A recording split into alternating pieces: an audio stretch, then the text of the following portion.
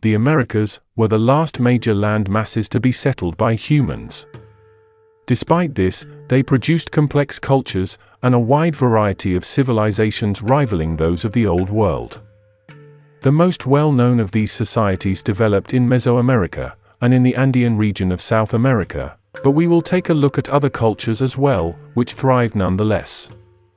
Quite impressively, everything these early Americans accomplished was without access to many of the tools available to the Old World, like the wheel and horses, which once existed in the Americas, but died out. Chronology of the Americas is generally divided into 5 time periods. They are the Paleo-Indian, the Archaic stage, the Formative stage, the Classic period, and the Post-Classic period. This is a very general chronology, and years differ greatly between different regions, but we will go over each once we get to them. The first era was that of the Paleo-Indians, or Paleo-Americans, which began as the first humans entered the Americas. When Columbus first landed in the Caribbean, and realized this new land wasn't India, he assumed the natives had come the same way as him, from across the Atlantic. Others assumed they were descendants of expert seafarers, like the Phoenicians, or even the lost tribes of Israel. They had no inkling that these natives had been living in the Americas for not just a few hundred years, but thousands. It wasn't until the 19th century that newer migration theories developed, some suggesting that small groups of humans crossed over to the Americas from Asia via the Bering Strait, which was a land bridge at the time. Genetic data seems to confirm similarities between natives of the Americas and those of Northern Asia. We still can't pinpoint exactly when the migrations occurred, but they could have taken place as far back as 15 to 20,000 years ago, and evidence seems to keep pushing the date back further. Migrations would continue in waves until the end of the Ice Age, when the waters melted and submerged the land bridge, isolating these Paleo-Americans in a new land. There are many alternate theories about the settling of the Americas, such as early settlers arriving from the South Pacific, or across the Atlantic from Africa. Some even claim they could have been from the fabled Atlantis. Regardless of the precise time, it's clear the Paleo-Americans were living in the Americas at least 12,000 years ago. They spread from the icy north and expanded to the south, eventually reaching the tip of South America. The first Americans were hunter-gatherers, much like their counterparts in the Old World. They took advantage of the large megafauna which inhabited the continent, before their extinction due to climate change and overhunting. Like other Stone Age societies, they lived in small nomadic communities. The shift to agriculture occurred a bit later than in the Old World, during a transition known as the Archaic period. Maize, or corn, was the main crop, and could have been farmed as early as 9,000 years ago in Mexico, making it the first place in the world to domesticate the food. Originally, maize could have been a grass called teosinte, that was modified over time by the early agriculturalists. It was thanks to corn that the first civilization emerged in North America. By 2000 BCE, the pre-classic stage began in Mesoamerica, and by 1600, the emergence of the Olmec civilization. After the Archaic period, chronology starts to differ between the different regions. From around 2000 BCE, Mesoamerican chronology can be split into 3 parts: the formative, or pre-classic, the classic age, and the post-classic. The pre-classic introduced the development of large villages, reliance on agriculture, and large ceremonial architecture. The period was mainly characterized by the Olmec. The Olmec practiced agriculture in the swampy Mexican lowlands and mud-filled river banks. They are most widely known for their stone carvings and monuments at San Lorenzo and later, La Venta. There, they built their largest earthwork, a 30-foot tall pyramid, and practiced religious rituals. The Olmec also produced a writing system known as Olmec hieroglyphics, or Olmec glyphs, a writing system which has still been undeciphered. It's possible it is a proto-writing system related to the later Mayan system. Olmec society was structured into different classes. The middle class of artisans were responsible for creating the famous Olmec colossal heads, made from basalt boulders. The largest of these was over 11 feet high, or around 3.5 meters. Their appearance has led to a lot of conspiracy theories, which is quite common with these older American cultures.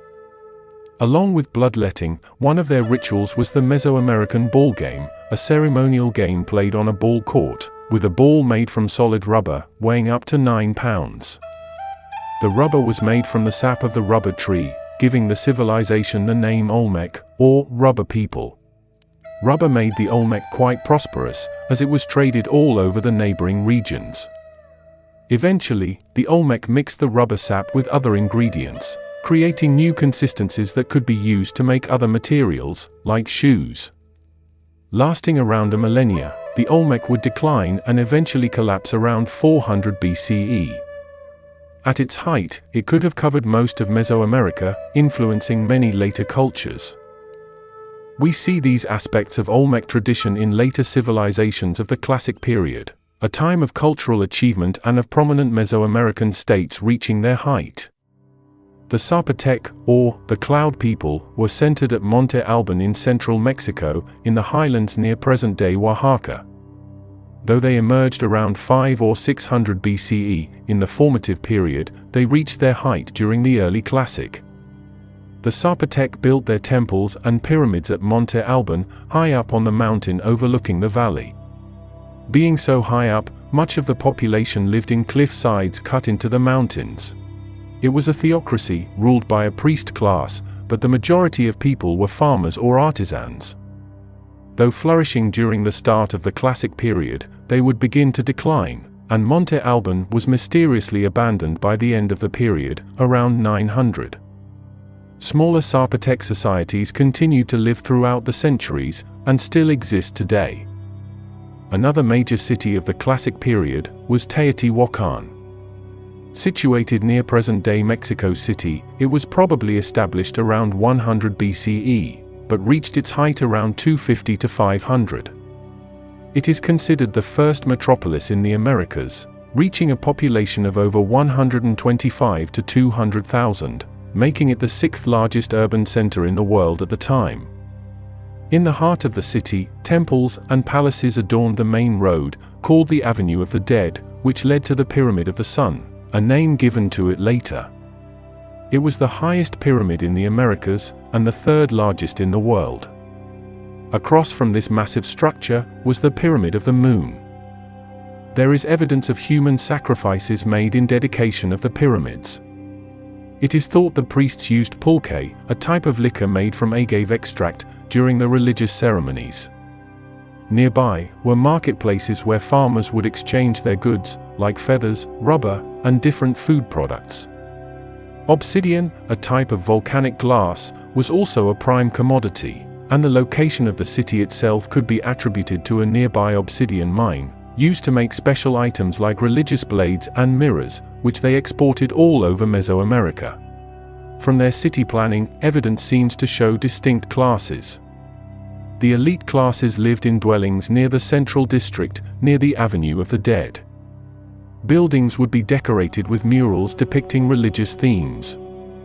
The laborers and craftsmen lived in apartment complexes in the city, known as neighborhood compounds. They were all built on a rectangular grid, separated by roads. Most of their economy was run by their agriculture. Situated in the fertile valley of Mexico, terrain was swampy and wet, collecting melted ice from the nearby mountains. Because of the fertile ground and ample water source, this valley became one of the best farming regions in Mesoamerica. Teotihuacan eventually went into decline in the 500s. It's possible the volcanic winter of 536 set into motion the end of this metropolis. The city was sacked and burned in the late 500s, possibly by its native population who fled carrying much of the wealth. By 700, the sacred city was abandoned. East of the Valley of Mexico, the most well-known and longest-lasting of the classic civilizations emerged. Residing in Guatemala and the Yucatan, the Mayan civilization existed in some form through most periods of Mesoamerican chronology. During the formative, or pre-classic period, the Maya were farming maize, yams, and manioc in the lowlands and Yucatan Peninsula, slowly growing their population. Early on, they established contact with the flourishing Olmec civilization to their west. Cacao trees, which the Mayans called cacao, were plentiful. They made drinks with the chocolate and used the beans as a kind of currency. Mayans could also produce a type of beer from this fruit's pulp. The taste of their chocolate was much more bitter, and wouldn't develop into a sweet treat until the Europeans later added milk and sugar. The Mayans expanded as their population grew, and small city-states began to form. By 250, the Classic period began, and the Mayan civilization reached their apex. One of their largest urban centers was Tikal, which could have had up to 100,000 residents. Their society developed into a sophisticated civilization during this period, with a complex political system. At the top of the Mayan hierarchy was the king, called the Ahau. The 13th Ahau of Capan, which scholars call 18 Rabbit, had a majestic palace built, which used the labor of tens of thousands. Around the rulers were the other nobles and aristocrats. Many of these could be priests or scribes, but many were painters who worked at the king's court. As society grew outside the palace, a growing number of artisans would emerge, forming a middle class. Most of the Mayan population were farmers. Their houses were generally built of thatch, and labor on the farm was also divided along gender lines.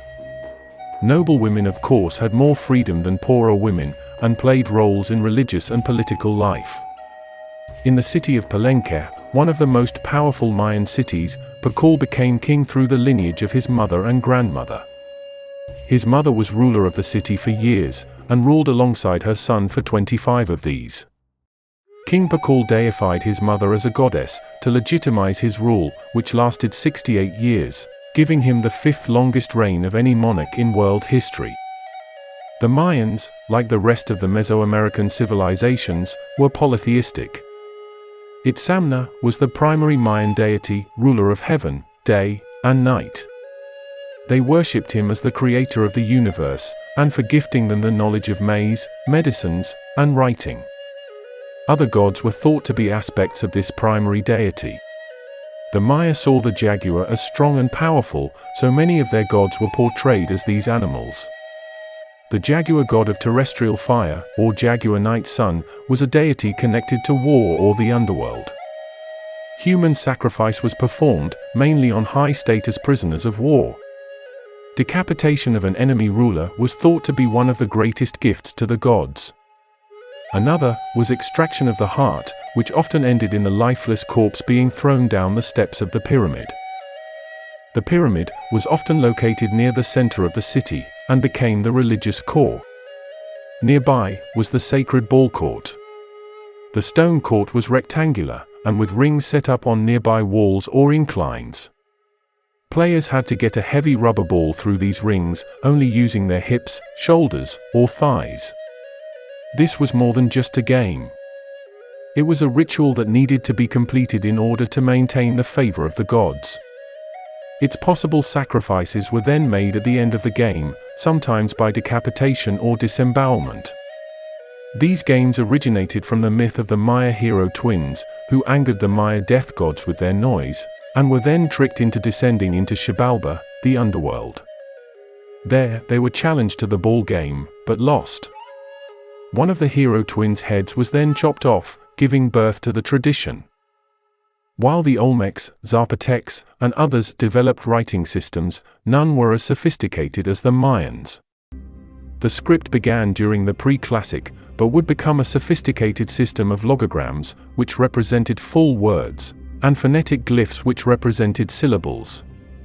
Many of the symbols represented dates in their calendar.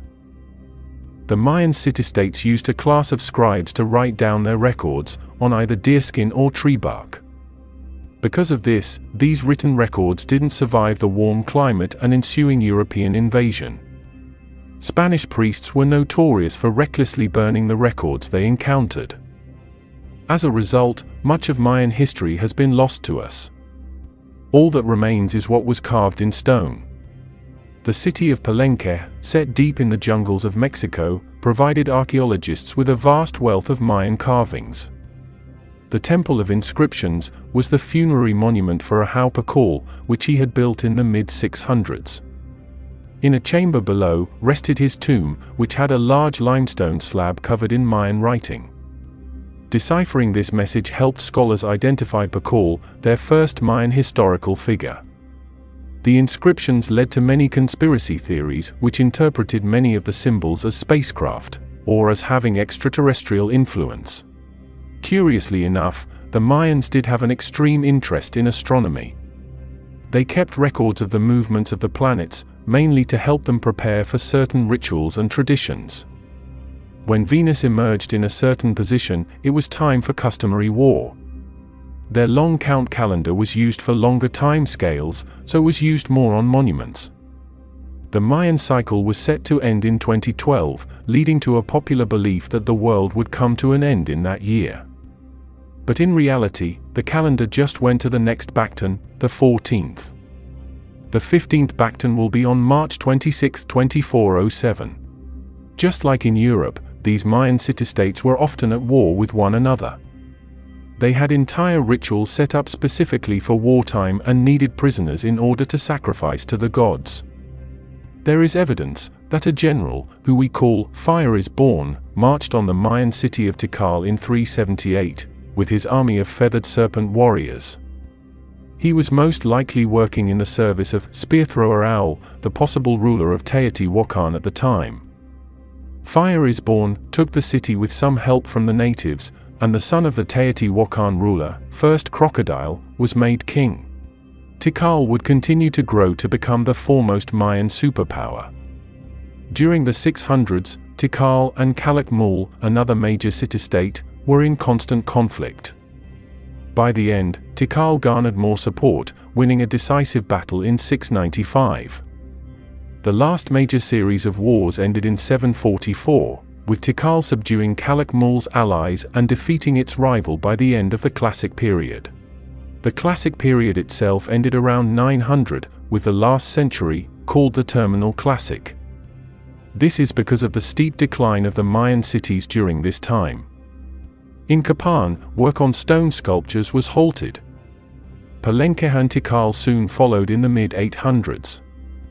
We still don't know what caused this decline, if it was constant internal wars, a massive drought caused by climate change, or disease. It's possible it was a mix of factors, but many believe there wasn't a genuine collapse, because though most of the central cities were abandoned, residents fled north to the jungles, continuing an adapted Mayan tradition. They developed newer urban centers, like Chichen Itza and Uxmal. During the post-Classic period, from 900 to the early 1500s, the major civilizations of the Classic period lost hegemony, replaced by the rise of new warlike empires during this last period before colonization. The early post-Classic saw the first of the new, more militaristic societies enter Mesoamerica. From the deserts of the north, new peoples would establish themselves in central Mexico, and by the 900s, settle in Tula, filling the power vacuum left by the fall of nearby Teotihuacan. We have no contemporary sources for these people, later called the Toltec, only records from their successors. The Toltec controlled Tula for centuries, forming an empire from the surrounding smaller states. Either a sustained drought, revolts, or internal conflicts sent the Toltecs into a steep decline, and by 1122, Tula was abandoned. Another power vacuum would form in Mexico, but it wasn't long until newer societies moved into the valley. These were the Mexica, and after the pre-Classic Olmecs and Classic Mayans, these Mexica would become the most prominent Mesoamerican civilization of the post-Classic. According to tradition, the Mexica originated on an island called Aztlán, a far-off land to the north. From that name, historians would call this civilization Aztec. During the 1100s, the radical Aztecs migrated from Aztlán, reaching the Valley of Mexico later in the century. The Aztecs' main culture came from their radical religious views, their primary deity being Huitzilopochtli, god of war. Forging alliances with nearby city-states, the Aztec would become the dominant culture in Mesoamerica by the 1400s. They established their capital at Tenochtitlan, a grand city on an island in Lake Texcoco. This location was chosen, as it fulfilled a prophecy, when they witnessed a grand eagle eating a snake above the lake. From there, they set out to form an empire, and by 1428, they were part of the Triple Alliance, with two close allies. It was quite clear early on that Tenochtitlan was the main military power in the Union, so most refer to the alliance as the Aztec Empire. The head of Aztec society was an absolute monarch. He claimed descent from the gods, and was to be the intermediary between the heavens and the masses. An interesting facet of the monarchy was that succession wasn't directly passed down to the next of kin. Everyone in the royal family was eligible for the position, and they were chosen by a small group of family officials. After the king was crowned, he was given a council of advisors, headed by a prime minister. Though the Aztecs had control of the region, most city-states were given autonomy, and only needed to pay tribute. This was usually done in the form of crops, materials, or slaves. These were collected by a tax collector. Those who did not pay were met with the threat of violence. Positions in the government were saved for the nobility, or those who could trace their lineage to the founding Aztec clan. In youth, males of the noble classes were sent to schools at the temples, and were made to do manual labor and military training, along with religious teachings. Most of the population were commoners, with a large contingent of indentured workers and slaves, landless laborers who worked on the nobles' estates. Slavery wasn't always a permanent label, and remained a fluid status. Regular commoners could become slaves in order to pay off debts, then later regain their freedom. The main organizational unit in Aztec society was the Ultepetl, or city-state, like Tenochtitlan. City-states were in turn made up of clans with similar work patterns, called Calpulli, meaning large house. Tenochtitlan could have been made up of around 20 of these. Calpulli were in turn made up of families and other relatives. The Aztec relied on agriculture and expanded one of their older techniques to better cultivate the wetlands. This technique was called the Chinampa system. They would grow crops on small islands on the wetlands, which both optimized moisture retention and facilitated crop transport. Up to 6 crops could be cultivated per year from a single Chinampa, and it was so efficient that the system is still in use today. Farmers continued cultivating crops in Chinampas, and drifting their goods up the canals to sell them in the cities. In these cities, Calpullis resided in different districts, providing a different type of service. Some were stonecutters, some metalworkers. Calpullis were made up of smaller family groupings. In the city, single families would live in small 1- or 2-room homes, with direct access to the busy streets. In more rural areas, farmers lived near their Chinampas, and took precautions to prevent flooding. Women had more rights than other classic or post-classic societies, and were able to own and inherit property. Though marriage among the lower classes was monogamous, nobles often engaged in polygyny, the practice of having more than one wife. The Aztec pantheon contained over 100 gods, many derived from their Mesoamerican counterparts. Ometeotl was the name given to their pair of creator gods. They were all-powerful and omniscient, and like in other societies, too far removed from everyday affairs. So other gods, like Quetzalcoatl, the feathered serpent, became more commonly worshipped. They believed their gods came from the old city of Teotihuacan, and viewed the Toltec as their legendary warrior ancestors, including the feathered serpent. Aztec Emperor Montezuma made several pilgrimages to Teotihuacan to honor this deity before his eventual return. Aztec religion, as much of Mesoamerican religions, was quite fatalistic. Unlike the religions of the Old World, the Aztecs believed the world, or sun, had already ended and been reborn 4 times in a struggle between good and evil. Though they lived during the 5th sun, this too was destined to be destroyed, and all they could do was delay it. To do this, they engaged in the practice of human sacrifice. They believed that this appeased the sun god, Huitzilopochtli, and granted them extra time. Those sacrificed were brought to the pyramid or shrine, and their hearts were removed and given as holy offering to the gods. Most of the victims were captives, but slaves and citizens would also be used as sacrifices. Often, they were willing participants, as being offered to the great sun god was seen as one of the greatest honors. It is estimated that over 80,000 were sacrificed at the Great Temple. Built in the middle of Tenochtitlan, this temple was a grand pyramid, dedicated to the sun god Huitzilopochtli, and the rain god, Tlaloc. The pyramid was covered with bright paintings, sculptures, and other art. Its base was huge, and at the top were shrines dedicated to the sun and rain gods. We don't have many Aztec paintings, but Spanish conquistadors claimed the art was superb, comparing it to Europe's greatest artists. They also made stone and metal works with gold and silver. There isn't any evidence of bronze or iron though, as they relied on obsidian. Stoneworks were mainly representations of the gods, and depicted other religious events.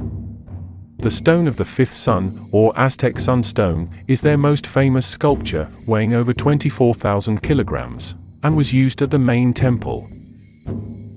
The Aztec writing system was derived from the earlier Zapotec system, and originally just used hieroglyphs to represent objects or ideas, but evolved to also include phonetic elements. They were usually written on the bark of fig trees, meaning most of these didn't survive the Spanish invasion, and the massive destruction of Aztec religion and culture that followed. South America would have distinct civilizations of its own.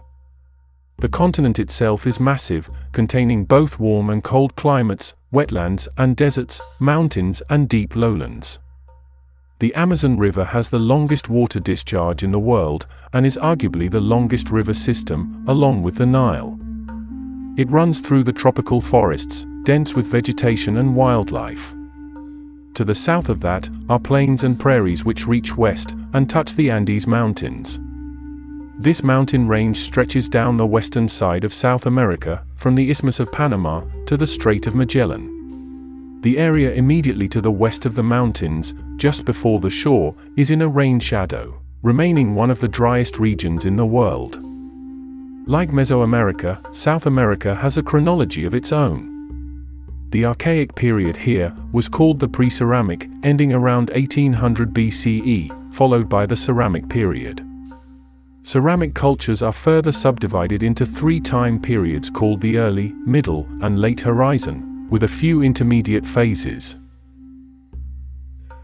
There's evidence of agriculture in the Amazon basin from around 6500 BCE, and in central Chile and northern Peru a bit later. By the 3000s BCE, settlements were built along the coast of Peru and Ecuador, and mainly relied on fishing. They were called the Norte Chico, or Corral. Outdating the Chavin, and even the Olmec, by almost 2,000 years, the Norte Chico comprised the sixth, and final, cradle of civilization to discuss. They developed around the same time as Old Kingdom Egypt. This area of modern-day Peru has often been overlooked, as it is extremely dry and arid, not suitable for any kind of ancient cities. Located between what we call rain shadows, mountains on one side, and the trade winds of the Pacific on the other, rain was a seldom occurrence, so the Norte Chico had to rely on extensive irrigation, and the main rivers of Fortaleza, Pativilca, and Supe, to provide melted mountain snow as their water supply. Scholars had been in debate over whether this was a true civilization, but the consensus is that they are the oldest civilization in all the Americas. Beginning as a maritime society, hunting fish and seafood, they truly flourished once adopting agriculture. Their population boomed, and they had one of the most densely populated regions of the world by the 2nd millennium BCE.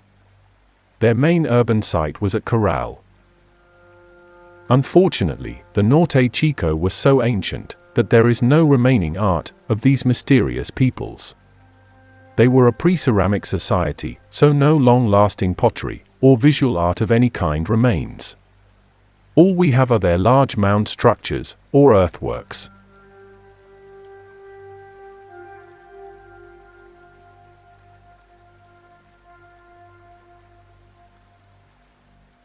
Emerging around 3700 BCE, the Norte Chico would eventually decline by around 1800 BCE.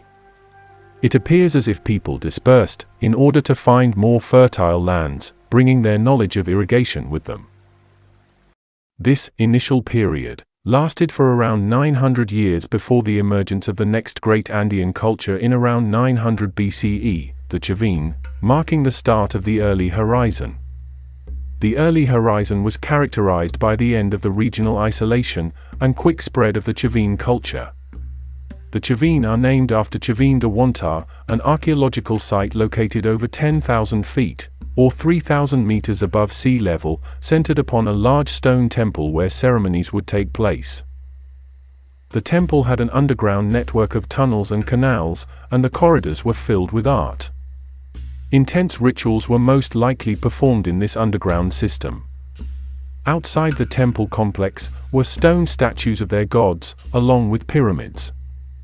Metalworks of copper and gold were also found, and around 300 BCE, they built a solar observatory just north of Lima.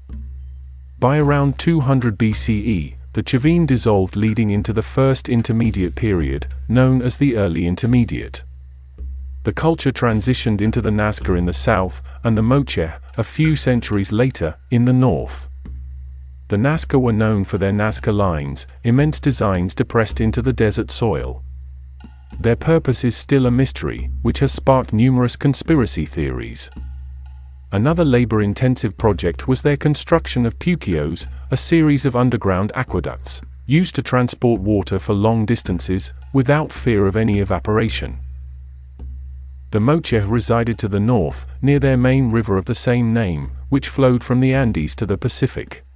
In their capital city, which could have held upwards of 10,000 residents, were two large pyramids, almost 100 feet tall. The larger one was called the Temple of the Sun. The Temple of the Moon, built into the side of a mountain, was decorated with murals and paintings depicting gods, battles, and sacrifices. The Moche ceramic figures are quite intricate, and influenced artisans in neighboring river valley villages and cities, meaning Moche influence could have extended down the coast, well beyond their own society. Many artifacts also seem to indicate the Moche were a warrior culture. It can be seen in their pottery, figurines, and paintings, which depict soldiers and ritual sacrifice. Their river valley, though fertile, was extremely dry away from the Moche River, so they had to build complex irrigation systems to get water from the river to the dried lands further out. This is how they thrived for centuries, but evidence indicates that by the early 700s, their irrigation systems were abandoned, and most of the society moved further inland. The early intermediate period ended with the decline of the Nazca and Moche, and the Middle Horizon period began in 600. The two main states during this period were the Wari in the north in Peru, and the Tiwanaku, a bit further south in present-day western Bolivia. A couple of centuries before the Moche disappeared, the Wari began to expand from their homeland in the mountain foothills, and established small communities along the coast. When the Moche did eventually dissolve, the Wari had spread northwards, where the Moche had once been, possibly adopting their temples and religion. They would engage in a cold war with the Tiwanaku to the south. Eventually, both would decline by year 1000, because of environmental conditions, leading to the late intermediate period. This is when a new successor state, the Kingdom of Timor, would emerge, with a capital at Chanchan, housing 40 to 60,000. It was a large city, with numerous palaces, and surrounded by walls up to 30 feet high. One of the palaces had a maze-like structure built that led to an elaborate central chamber. Like the Moche, the Chimu people relied on irrigation and used an extensive network of canals, going through hills and valleys in order to water the drier areas. By 1470, the Chimu also collapsed, due to floods and earthquakes, which destroyed their irrigation networks, and they were then attacked and destroyed by a new empire. This new empire would become the most famous Andean state, and is the main polity from the final time period, the Late Horizon. From the early 1200s, the Inca had emerged in the Peruvian highlands to the south, establishing the mountainous kingdom of Cusco at an altitude of 10,000 feet. Their leaders were called Sapa Inca. By 1438, under their king Pachacuti, the Inca began to expand and forged an empire by conquest. He called the empire Tawantinsuyu, or realm of the four parts, signifying a union of four different regions. Under his successors, Tupac Inca, Topa Inca, and Huayna Inca, they expanded into Ecuador, central Chile, and the edge of the Amazon basin, forming the largest pre-Columbian empire in all the Americas. The empire was quite centralized under Pachacuti. He divided it into different regions and provinces. The capital was run from Cusco, which was divided into 4 residential areas that were all rigidly administered. Pachacuti used the empire's citizens, often using entire communities at a time, as forced labor, which helped with the initial success of expansion. Workers were forcibly moved to different regions to work in mines, help expand, or help with construction. The capital went from a city of mud and thatched wood to a stunning metropolis of majestic stone. Coricancha, located in the city, was the most important temple in the entire Inca Empire. It was dedicated to the sun god Inti, and was covered in plates of gold. Machu Picchu, located just northwest of Cusco, was a massive citadel, thought to be built for Pachacuti. It is often referred to as the lost city of the Incas and is the most familiar piece of Inca art. Their most ambitious and useful achievement was a network of roads extending at least 25,000 miles from present-day Colombia in the north to Chile in the south. It was the most extensive and advanced road system in pre-Columbian America. It was based around 2 main north-south roads.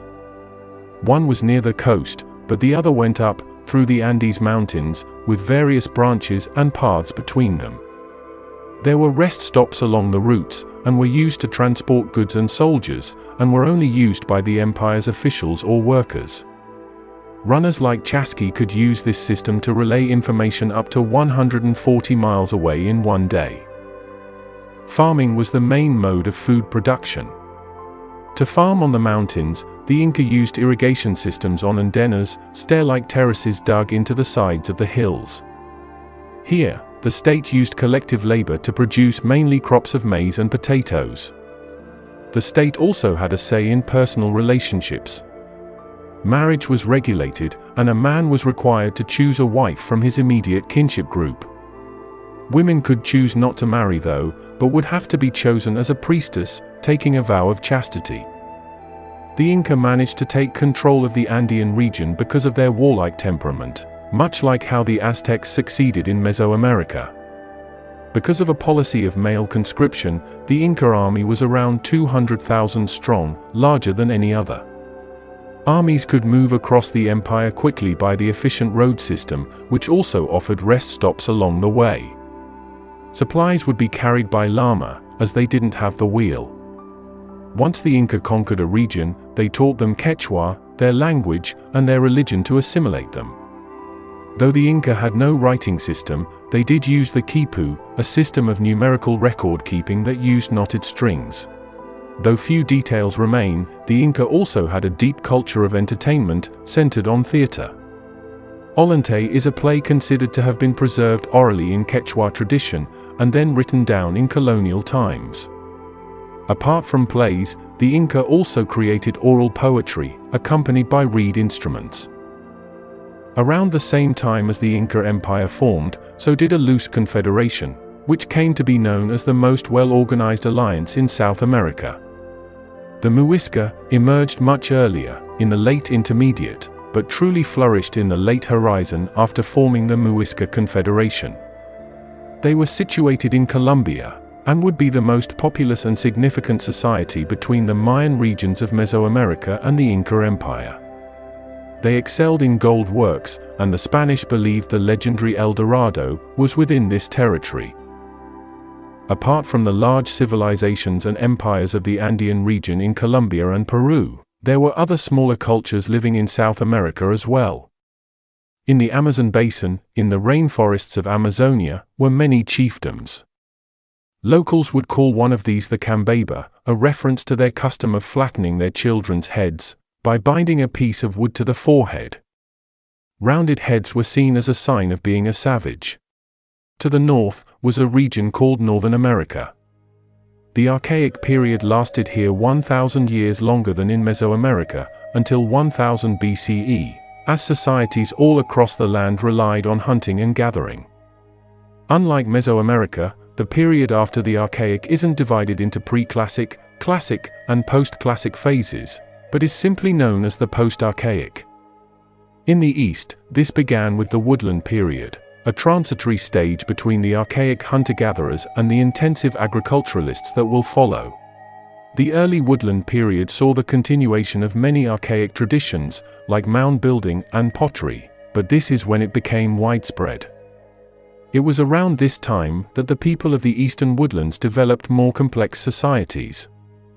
They became sedentary, population would increase steadily, and villages would grow larger. By the middle of the Woodland period, the Hopewell tradition was flourishing in the Midwest, and then spread to the Northeast and Southeast. It wasn't a single culture, but a network of existing cultures that traded exotic materials. The Hopewell made large earthworks of elaborate tombs filled with offerings of jewelry and art. By the late Woodland period, the Hopewell tradition had dissolved, and culture seems to have declined. Construction of earthworks decreased, as did interregional trade. The woodland cultures seem to have adopted the bow and arrow during this time, replacing the atlatl and making hunting easier. They also widely adopted the agricultural production of maize, beans, and squash, which were known as the Three Sisters. By the end of the Woodland period in 1000, a new culture was forming, based on intensive agriculture, and even larger earthworks. This was the Mississippian culture, and expanded from the Mississippi River Valley. By 1200, the Mississippians reached their height, having spread all over the East and Midwest, building numerous urban centers. The most famous was at Cahokia, in present-day Illinois. With a population of 20,000, it was the largest city in Northern America, and remained that way for 600 years. The burial mound there, called Monk's Mound, was the largest earthwork in all the Americas, and the largest pyramid in North America. Its base was larger than the Great Pyramid of Egypt.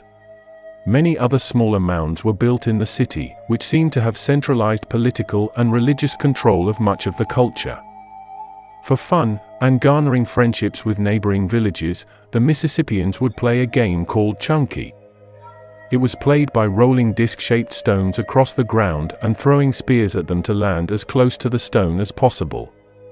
This game was quite popular, and would even continue after the Mississippian decline. This decline began around 1400, and was marked by increased warfare. Many populations seem to have dispersed, and Cahokia, the magnificent Mississippian urban center, was abandoned. It's possible this decline was brought about by the Little Ice Age, a period of lower temperatures, making agriculture less efficient. It wasn't only the Mississippians who declined around this time. Around 750, a community living near the Four Corners, the states of Utah, Colorado, New Mexico, and Arizona, experienced a population surge and transitioned from their earlier basket maker era. They were known as the ancient Pueblo people, but have been called Anasazi by the Navajo, a derogatory term meaning ancient enemy. Like the Hopewell, the ancient Pueblo became the center of an exchange system in the Southwest, creating a system of roads to facilitate trading of ideas and materials. They soon developed their own irrigation systems, and built their own urban center at Chaco Canyon. This walled city held numerous multi-story houses, called pueblos, with timber roofs, where multiple families could live. Pueblo Bonito, a great house, was built by the Pueblo people over centuries. Great houses were where more elite families would live. Religious ceremonies were held in a kiva, a large, circular underground room. Around 1150, the Pueblo people migrated north to Mesa Verde, in Colorado. This phase came to be known as the Great Pueblo Period, which saw the Pueblo live in intricate cliff dwellings and cave rooms in cliff sides. Each cliff dwelling could hold around 100 people. Mesa Verde appears to have been abandoned though, by 1300, as the Pueblo people moved back south. By 1350, the Great Pueblo period was over, but their descendants are still thought to survive as the Hopi. The Pueblo decline occurred around the same time as the Mississippian decline in the east. Climate change is the most likely factor. Once the Europeans made contact and introduced the Spanish horse, the Apache and Navajo used these mounted units to dominate this southwestern region. When the Europeans first made contact though, it wasn't even with people from the continent. It was in the Caribbean, with a people called the Taino. The Taino were an Arawak-speaking group, most likely originating near the Orinoco River in Venezuela, before expanding onto the islands. This is where the Taino culture emerged in the 1100s. Over time, benefiting from both the access to agriculture and fishing, population increased, leading to more complex social systems. Leaders of different groups were called caciques, derived from the term to keep house. They presided over all aspects of the economy and religious affairs. Ball courts were also found, indicating the Taino had contact with the Mesoamerican cultures, most likely the Maya. Eventually, another group from the South American mainland began settling in the Caribbean, displacing the local Taino, and forcing them to head further north. This group was the Kalinago, or Island Caribs. They were more warlike, and reports say they frequently raided the Tainos, capturing their women. It was these two groups, the Taino and Kalinago, who would be the first to meet the seafaring Christopher Columbus, setting into motion the twining of the Old World and the New. But that's a story for our next series.